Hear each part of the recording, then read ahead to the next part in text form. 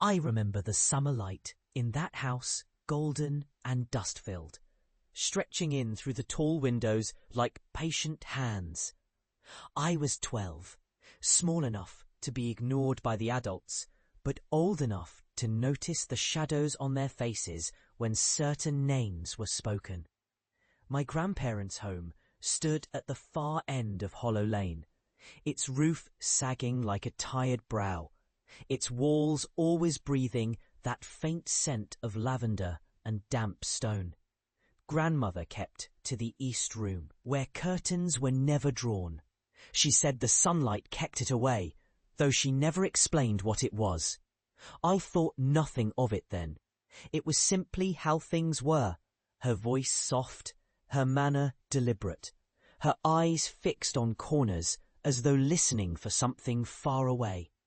The days passed in slow rituals, tea poured exactly at 4, bread cooling on the sill, the fragile chime of the old clock marking the hour. I would read in the sitting room when the air lay still enough to feel suspended, as though the house had exhaled and forgotten to draw breath again. From time to time, I would hear a faint shuffling down the hall, the sound of bare feet on wood. Grandmother would stiffen. "Stay here," she'd say, not loudly, but with a tremor that made me hold my book tighter. The source of the sound was never seen.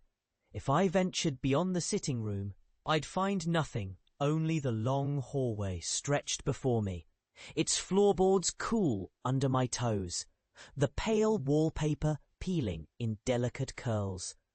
Yet I swore the air there felt heavier, as if the house disliked intrusions.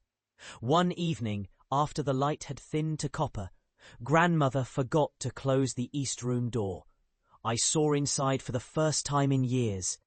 The sunlight was fading, but a crooked chair sat facing the wall, and on the wall one long, narrow mirror with glass so clouded it barely reflected anything. In its dull surface, I swore I saw movement.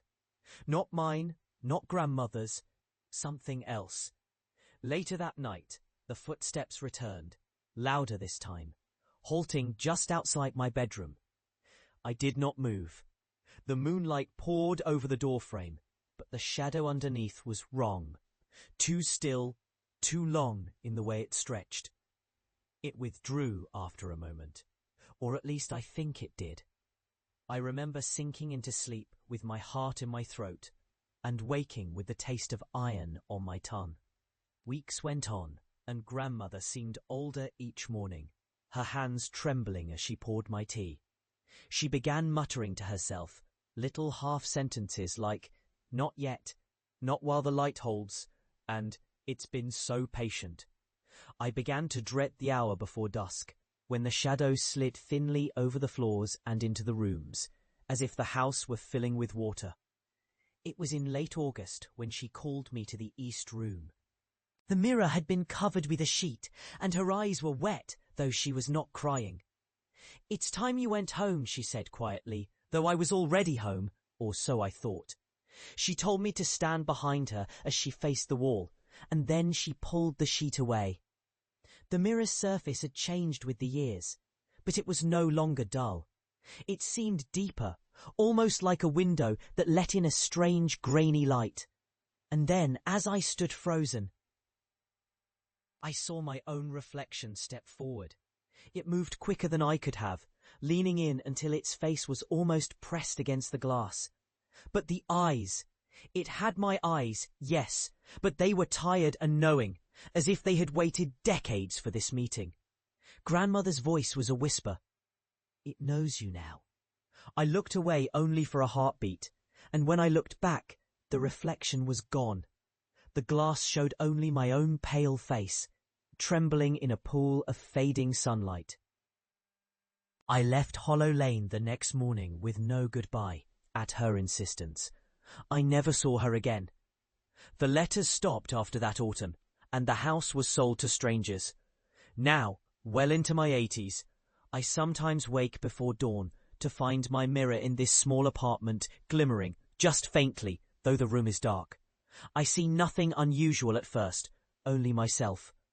But if I stand still long enough, the glass begins to ripple, like breath against water.